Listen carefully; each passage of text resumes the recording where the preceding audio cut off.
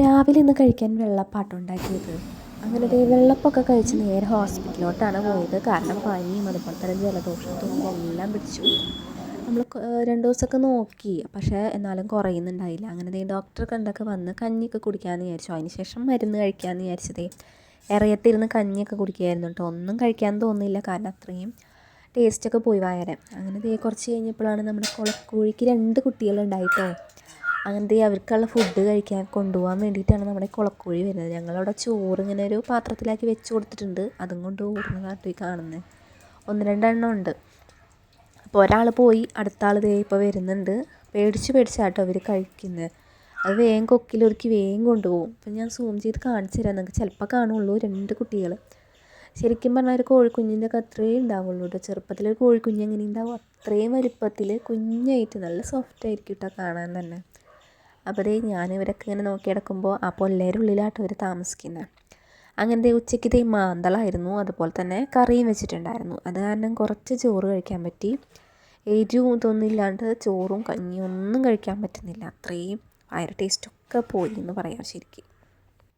പിന്നെ മീനായതുകൊണ്ടാട്ടോ ഞാൻ കഴിക്കുന്നത്. മരുന്ന് കഴിച്ചപ്പോൾ അത്യാവശ്യം ഒന്ന് കുറഞ്ഞു വന്നു. അത് കാരണമാണ് എനിക്ക് മീൻ തന്നത് തന്നെ. അങ്ങനെ അതൊക്കെ കഴിച്ച് കഴിഞ്ഞു. കുറച്ച് കഴിഞ്ഞപ്പോഴേക്കും വയറ്റിൽ ഗ്യാസ് കയറാൻ തുടങ്ങി. മരുന്ന് കഴിക്കുന്നതുകൊണ്ടാണെന്ന് തോന്നുന്നു. അങ്ങനത്തെ റസ്ക്കും അതുപോലെ തന്നെ ചായയൊക്കെ കുടിച്ചു. റസ്ക് അത്യാവശ്യം 2-3 പീസൊക്കെ കഴിച്ച് കഴിഞ്ഞു. എന്നിട്ടും ഭയങ്കര വിശപ്പ് എന്ന് പറഞ്ഞാൽ വിശപ്പ്. ഇംഗ്ലീഷ് മരുന്ന് കഴിക്കുമ്പോൾ അങ്ങനെയാട്ടോ എനിക്ക് എപ്പോഴും വരാറുണ്ട്. ഈ പനീയുടെ ഒക്കെ ടാബ്ലറ്റൊക്കെ കഴിക്കുമ്പോൾ തീരെ പറ്റില്ല. അങ്ങനെ നമുക്ക് കപ്പക്കിഴങ്ങ് പുഴുങ്ങി തരാമെന്ന് പറഞ്ഞു എനിക്ക്. അവസാനം പുഴുങ്ങാൻ വെച്ചിട്ടുണ്ട്. അങ്ങനെ കുറച്ച് ചെറിയ പീസുകളാക്കി വെച്ചാൽ വേഗം വെന്ത് കിട്ടുമല്ലോ എന്ന് പറഞ്ഞിട്ട് ചെറിയ പീസുകളാക്കിയിട്ട് അമ്മ വെക്കുക കേട്ടോ. അമ്മയ്ക്കും പനി കിട്ടിയിട്ടുണ്ട്, എന്നാലും എനിക്ക് വിശക്കണമെന്ന് പറഞ്ഞപ്പോൾ വെച്ച് തരാനുണ്ടാക്കി.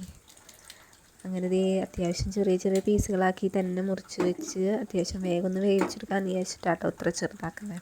അല്ലെങ്കിൽ ഞങ്ങൾ അത്യാവശ്യം കുറച്ച് വലുപ്പത്തിലാണ് പുഴുങ്ങാനായിട്ട് വെക്കൽ. അത്യാവശ്യം കുറേ മരുന്നുകളുണ്ട്, അത് കാരണമാണെന്നുകൊണ്ട് ഇങ്ങനെ ഗ്യാസ് കയറുന്നത് എനിക്കറിയില്ല. അങ്ങനെ ഇതൊക്കെ ഒന്ന് കഴിച്ച് കഴിഞ്ഞാൽ അത്യാവശ്യം കുറച്ചെങ്കിലും ഒരു ഗ്യാസ് കുറഞ്ഞിട്ടുമല്ലോ എന്ന് വിചാരിച്ചിട്ടാട്ടോ പനിയാണെങ്കിൽ ഇതൊക്കെ ഒന്ന് കഴിക്കുന്നത്. പിന്നെ പനി കുറച്ച് കുറഞ്ഞിട്ടുണ്ടായിരുന്നു, അത് കാരണം കൊണ്ട് ഏതായാലും കഴിക്കാമെന്ന് വിചാരിച്ചു. അങ്ങനെ ഇതൊക്കെ ഒന്ന് മൂടി വെച്ച് ഇനി വേവിച്ചെടുക്കണം. അപ്പോൾ വേവുന്ന വരെ ഞാൻ എങ്ങനെയോ പിടിച്ച് നിന്നതാട്ടോ. വെന്ത് കഴിഞ്ഞാൽ ഞാൻ ചൂട്ടോടെ തന്നെ വേഗം കഴിച്ചു. അത്യാവശ്യം നല്ല മധുരം ഉണ്ടായിരുന്നു കേട്ടോ, അത് കാരണം ടേസ്റ്റും ഉണ്ടായിരുന്നു കഴിക്കാനായിട്ട്. അല്ലാതെ ഞാൻ ഇങ്ങനത്തെ ഇതൊക്കെ കുറച്ച് ചൂടാറിയിട്ടൊക്കെ കഴിക്കില്ല. ഇത് ഞാൻ സ്പൂൺ വെച്ച് വേഗം ചൂട്ടോടെ തന്നെ കഴിച്ചു, കാരണം അത്രയും വിശപ്പായിരുന്നു. അങ്ങനെ ഇത്രയേ ഉള്ളൂ ഇന്നത്തെ എൻ്റെ വീഡിയോ. എല്ലാവർക്കും ഇഷ്ടപ്പെട്ട് കഴിഞ്ഞാൽ ഒന്ന് സബ്സ്ക്രൈബ് ചെയ്ത് സപ്പോർട്ട് ചെയ്യണേ.